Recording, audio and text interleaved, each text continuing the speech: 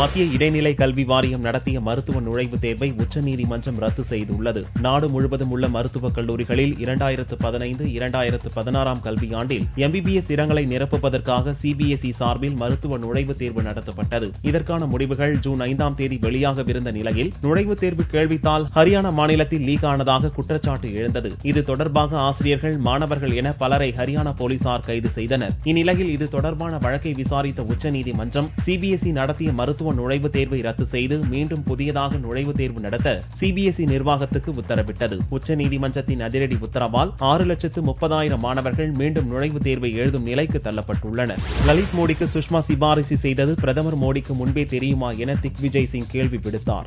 லண்டனில் வசிக்கும் IPL முன்னாள் தலைவர் லலித் மோடி இங்கிலாந்தில் இருந்து போர்ச்சுகல் செல்வதற்காக விசா வழங்க பிரிட்டிஷ் தூதரிடம் மத்திய வெளியுறவுத்துறை அமைச்சர் சிபாரிசு செய்ததாக குற்றச்சாட்டு எழுந்துள்ளது. அந்நிய செலாவணி மோசடி வழக்கில் அமலாக்கத்துறையால் தேடப்படும் குற்றவாளியான லலித் மோடிக்கு உதவிய சுஷ்மாவை பதவி நீக்க வேண்டுமென காங்கிரஸ் உள்ளிட்ட பல்வேறு கட்சிகளும் வலியுறுத்துகின்றன. சுஷ்மா எந்த தவறையும் செய்யவில்லை, மனிதநேய அடிப்படையில்தான் உதவி உள்ளார் என்ற நிலைப்பாட்டை பாரதிய ஜனதா கட்சி எடுத்துள்ள போதும் சுஷ்மாவை நீக்க வேண்டும் என்ற நிலைப்பாட்டிலிருந்து காங்கிரஸ் கட்சி பின்வாங்கவில்லை. இது தொடர்பாக பொதுச் செயலாளர் திக்விஜய் சிங் ட்விட்டர் மூலம் திங்களன்று அறிக்கை வெளியிட்டுள்ளார். பிரதமர் மோடிக்கு முன்கூட்டியே தெரியப்படுத்திவிட்டு லலித் மோடிக்கு சுஷ்மா உதவினாரா என்று கேட்டுள்ள திக்விஜய், அப்படி செய்திருந்தால் இந்த சர்ச்சைக்கு பிரதமர் தான் பொறுப்பு என கூறியுள்ளார்.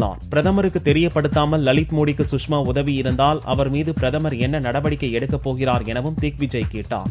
வரும் 2016ஆம் ஆண்டு சட்டமன்ற தேர்தலில் திராவிட கட்சிகள் ஆட்சிக்கு வராது என்று தேமுதிக தலைவர் விஜயகாந்த் கூறியுள்ளார். வேலூர் மாவட்டம் களத்தூரில் புதிய மணல் குவாரி அமைப்பதை எதிர்த்து பொதுமக்கள் நடத்தும் போராட்டத்திற்கு விஜயகாந்த் ஆதரவு தெரிவித்து திங்களன்று நடந்த போராட்டத்தில் கலந்து கொண்டார். அப்போது செய்தியாளர்களிடம் பேசிய அவர், பொய் வழக்கு போட்டு கைது செய்த களத்தூர் பகுதி மக்களை அரசு விடுவிக்க வேண்டும் என்றும் அதுவரை தங்கள் போராட்டம் தொடரும் என்றும் தெரிவித்தார். மேலும் வரும் 2016ஆம் ஆண்டு சட்டமன்ற தேர்தலில் திமுக, அதிமுக ஆகிய இரண்டு கட்சிகளும் ஆட்சிக்கு வராது என்றும் மணல் கொள்ளையில்லாத ஆட்சி தமிழகத்தில் வரும் என்றும் விஜயகாந்த் தெரிவித்தார். மணல் கொள்ளை அடுத்த ஆட்சி 6 ஆட்சி வரும், நிச்சயமாக மணல் கொள்ளை எல்லாம் இருக்காது. 6 ஆட்சி வரும் நம்மளுக்கு தெரியாதுல்ல. ஹைதராபாத்தைச் சேர்ந்த மாணவர் அமெரிக்காவில் சுட்டுக் கொல்லப்பட்டுள்ளார். ஹைதராபாத்தைச் சேர்ந்த Sai Kiran Goud MS computer science படிப்பதற்காக அமெரிக்காவில் உள்ள புளோரிடா சென்றார். ஞாயிறன்று தனது வீட்டுக்கு அருகில் நின்று கொண்டு ஐபோனில் ஹைதராபாத்தில் உள்ள தனது மாமா ஸ்ரவன் குமாருடன் பேசிக் கொண்டிருந்தார். அப்போது அங்கு வந்த நீக்ரோ ஆசாமிகள் போனை கேட்டுள்ளனர். போனை தர சாய் கிரண் மறுத்ததால் ஆத்திரமுற்ற ஆசாமிகள் 4 முறை சுட்டனர். இதில் சாய் கிரண் சம்பவ இடத்திலேயே இறந்தார். அவரது உடலை இந்தியா கொண்டுவர தெலுங்கானா அரசு விரைந்து நடவடிக்கை எடுக்க வேண்டும் என குடும்பத்தினர் வலியுறுத்தினர். இந்தியர்கள் தொடர்ந்து சுட்டுக் கொல்லப்படும் சம்பவங்களால் அமெரிக்காவில் இந்தியர்களின் பாதுகாப்பு கேள்விக்குறியாகியுள்ளது.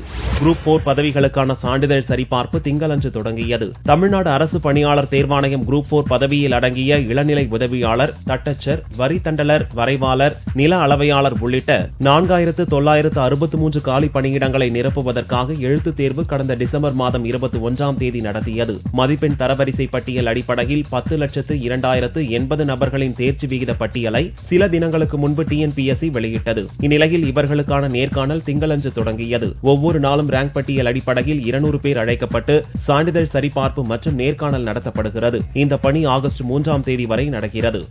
சிறை தண்டனையை எதிர்த்து சல்மான்கான் தொடர்ந்த அப்பீல் மனு மீதான விசாரணையை மும்பை உயர்நீதிமன்றம் ஒத்திவைத்துள்ளது. 2002ஆம் ஆண்டில் நடிகர் சல்மான்கான் குடிபோதையில் காரை ஓட்டிச் சென்று பிளாட்பாரத்தில் மோதியதில் ஒருவர் பலியானார். இந்த வழக்கில் சல்மான்கானுக்கு மும்பை செஷன்ஸ் நீதிமன்றம் 5 ஆண்டு சிறை தண்டனையை கடந்த மாதம் வழங்கியது. தனக்கு விதிக்கப்பட்ட சிறை தண்டனையை ரத்து செய்ய கோரி சல்மான்கான் மும்பை உயர்நீதிமன்றத்தில் அப்பீல் மனுவை தாக்கல் செய்தார். அந்த மனு திங்களன்று விசாரணைக்கு வந்தது. வழக்கை விசாரித்த நீதிபதிகள் ஜூலை 1ஆம் தேதிக்கு விசாரணையை ஒத்திவைத்தனர். 5 ஆண்டு தண்டனையை மும்பை உயர்நீதிமன்றம் நிறுத்தி வைத்ததோடு அவருக்கு ஜாமீனையும் வழங்கியதால் சிறைவாசத்திலிருந்து சல்மான் தற்காலிகமாக தப்பியுள்ளார்.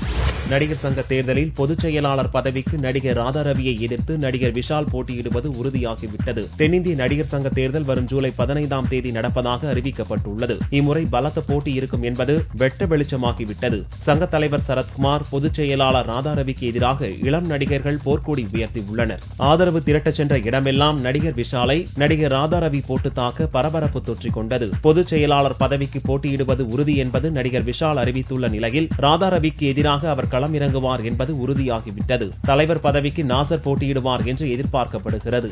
தட்கல் முறை முன்பதிவில் திங்கள் முதல் மாற்றம் செய்யப்பட்டுள்ளது. இதன்படி காலை 10 மணி முதல் 11 மணி வரை குளிர்சாதன வகுப்பு பயணத்திற்கு மட்டுமே தட்கல் முன்பதிவு செய்ய முடியும். தொடர்ந்து 11 மணி முதல் பகல் 12 மணி வரை சாதாரண வகுப்பு பயணத்திற்கு முன்பதிவு செய்யலாம். தட்கல் துவங்கிய அரை மணி நேரம் வரை ஏஜென்ட்டுகளுக்கு அனுமதி இல்லை என்பதும் திங்கள் முதல் அமல்படுத்தப்பட்டுள்ளது. முல்லை பெரியாறு அணை தொடர்பாக ஆலோசனை நடத்த வரும் 22ஆம் தேதி மூவர் குழு கூடுகிறது. மத்திய நீர்வளத்துறை தலைமை பொறியாளர் நாதன் தலைமையில் இக்கூட்டம் நடக்கிறது. இக்கூட்டத்தில் முல்லை பெரியாறு அணையின் நீர்மட்டத்தை 152 அடியாக உயர்த்துவது, அணையின் ஸ்திரத்தன்மை உள்ளிட்ட பல்வேறு விஷயங்கள் குறித்து ஆலோசனை நடக்க உள்ளது. ஜார்க்கண்ட் மாநிலத்தில் 3 முக்கிய மாவோயிஸ்டுகளை போலீசார் கைது செய்துள்ளனர். ஜார்க்கண்ட் மாநிலம் கும்லா மாவட்டத்தில் சில மாவோயிஸ்டுகள் பதுங்கி இருப்பதாக போலீசுக்கு தகவல் கிடைத்தது. அதன் அடிப்படையில் போலீசார், ரிசர்வ் போலீஸ் படையினர் அடங்கிய கூட்டு அதிரடி படையினர் அந்த மறைவிடத்தில் சோதனையிட்டு 3 மாவோயிஸ்டுகளை கைது செய்தனர். மாவோயிஸ்ட் இயக்கத்தில் இருந்து பிரிந்து இந்திய மக்கள் விடுதலை முன்னணி எனும் பெயரில் புதிய இயக்கத்தை நடத்தி வந்தனர். கொலை, கொள்ளை, குண்டுவெடிப்பு உள்ளிட்ட பல கொடூர குற்றங்கள் தொடர்பாக இவர்கள் மூவரையும் போலீசார் தேடி வந்ததாக மாவட்ட போலீஸ் சூப்பரண்ட் பீம்சென் தூதி தெரிவித்தார். புதுச்சேரியில் பாரதிய ஜனதா கட்சி சார்பில் தனியார் பள்ளிகளின் கட்டண உயர்வை கண்டித்து தர்ணா போராட்டம் நடந்தது. புதுச்சேரியில் உள்ள தனியார் பள்ளிகளில் அதிக கட்டணம் வசூலிப்பதை கண்டித்து சாரதாம்பாள் நகரில் உள்ள தனியார் பள்ளி முன் பாரதிய ஜனதா கட்சி சார்பில் திங்களன்று தர்ணா போராட்டம் நடந்தது. அப்போது தனியார் பள்ளிகளில் வசூலிக்கப்படும் கல்வி கட்டணத்தை கண்டித்தும் தமிழகத்தைப் போல கல்வி கட்டண குழுவை புதுச்சேரியிலும் அங்கீகரிக்க வேண்டும் என்றும் வலியுறுத்தியும் கோஷங்கள் எழுப்பப்பட்டன.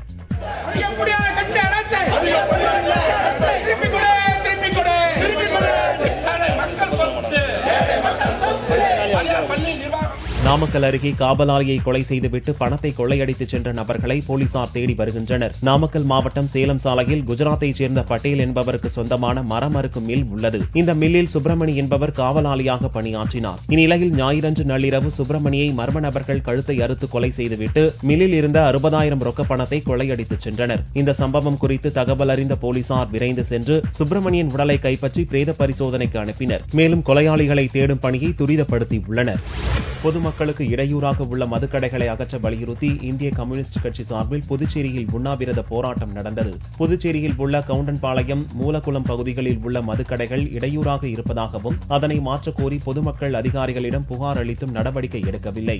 இந்நிலையில் மதுக்கடைகளை அகற்றக் கோரி இந்திய கம்யூனிஸ்ட் கட்சியினர் திங்களன்று தட்டாஞ்சாவடி கலால்துறை அலுவலகம் முன்பு உண்ணாவிரத போராட்டத்தில் ஈடுபட்டனர். இங்குள்ள மதுக்கடைகளால் தொடர் விபத்துகள் ஏற்பட்டு பல குடும்பங்கள் பாதிக்கப்படுவதாக போராட்டத்தில் கலந்து கொண்ட பெண்கள் புகார் தெரிவித்தனர்.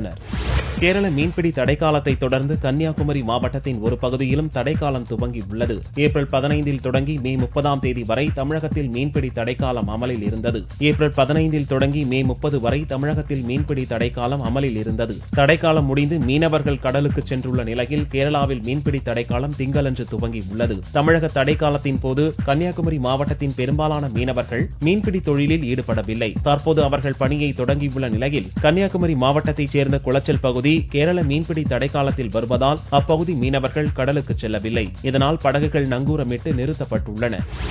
திருச்சியில் யோகாசனம் பற்றி விழிப்புணர்வு ஏற்படுத்துவதற்காக கராத்தே ஆசிரியர் 6 அடி உயர பெஞ்ச் மீது தலைகீழாக நிற்பது உட்பட 4 உலக சாதனைகளை செய்து சாதனை படைத்தார். திருச்சி மலைக்கோட்டையைச் சேர்ந்த கராத்தே ஆசிரியரான ஜாகன் ஜெட்லி தேசிய மற்றும் உலக சாதனைகளை படைத்துள்ளார். வரும் ஜூன் 21 தேதி சர்வதேச யோகா தினம் கொண்டாடப்படுவதை முன்னிட்டு அவர் 4 விதமான சாதனைகளை செய்தார். அதில் கால்பந்து மீது தலைகீழாக முகத்தை வைத்து 34 வினாடிகள் நின்றும் 6 அடி உயர பெஞ்ச் மீது தலைகீழாக 5 நிமிடம் 34 வினாடிகள் நிற்பது என புதிய சாதனையை படைத்தார். இவருடைய சாதனை லிம்கா மற்றும் கின்னஸ் சாதனை குழுவிற்கு அனுப்பி வைக்கப்பட்டுள்ளது. திருப்பதியில் லட்டு தயாரிப்பு 3,10,000 உயர்ந்துள்ளது. ஆந்திர மாநிலம் திருமலை திருப்பதி தேவஸ்தானத்தின் மூலம் நிர்வகிக்கப்படும் ஏழுமலையான் வெங்கடேச பெருமாள் கோவிலில் தினமும் 2.5 லட்சம் லட்டுகள் தயாரிக்கப்பட்டு வந்தன. கடந்த சில தினங்களாக திருப்பதி வரும் பக்தர்கள் லட்டு பிரசாதம் கிடைக்காமல் வெறும் கையோடு திரும்பினர். இது குறித்து தேவஸ்தானத்திற்கு புகார் வரவே தினசரி லட்டு தயாரிப்பை 2.5 லட்சத்திலிருந்து 3,10,000 உயர்த்தியுள்ளனர். லட்டு தயாரிக்கும் பணி ஜரூராக நடந்து வருகிறது. தங்கத்தின் விலையில் திங்களன்று 16 ரூபாய் அதிகரித்து ஒரு சவரன் 20,312 ரூபாய்க்கு விற்பனையானது. 1 கிராம் ஆபரண தங்கம் 2,539 ரூபாயாக இருந்தது. வெள்ளி 1 கிராம் 20 காசுகள் உயர்ந்து 39 ரூபாய் 60 காசுகளுக்கு விற்பனையானது. பார் வெள்ளியின் விலை 36,975 ரூபாயாக இருந்தது.